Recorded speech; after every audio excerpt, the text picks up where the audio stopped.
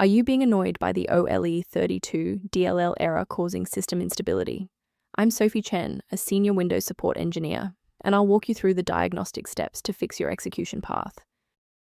Before starting the manual troubleshooting for ole32, you can access a utility to help standardize your system references.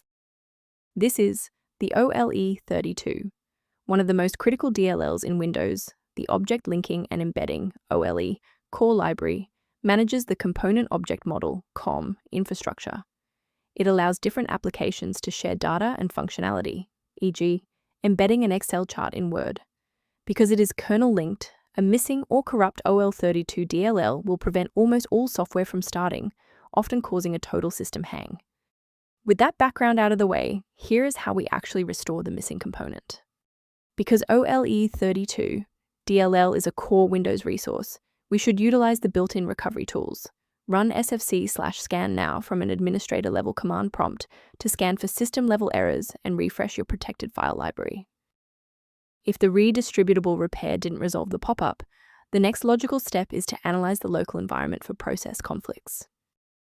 A standard restart allows the Windows bootloader to rescan your system directories and potentially recognize an unregistered ole32 component. Before you go, bookmark this video or click the like button. This ensures the video stays in your library so you can finish the final steps as soon as you're back at your desktop. Following the restart, if the diagnostic status remains unchanged, please execute the commands in step 3. If you need to pause the video to review the syntax, please do.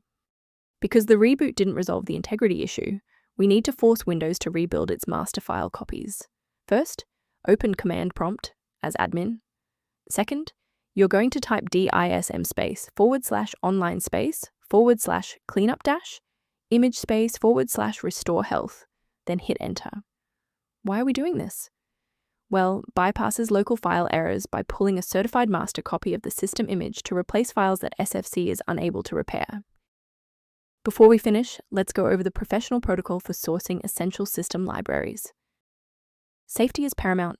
Never attempt to replace ole32 DLL with binaries found on unverified download portals that lack quality control and often distribute files incompatible with modern Windows security updates. For a comprehensive approach to system health, I recommend incorporating a verified maintenance protocol into your routine. A structured registry approach is outlined in the software linked below, including ole32 management references. I'm Sophie Chen. If we successfully restored ole32 functionality for you today, liking this video helps other users find this solution. Subscribe for professional tech support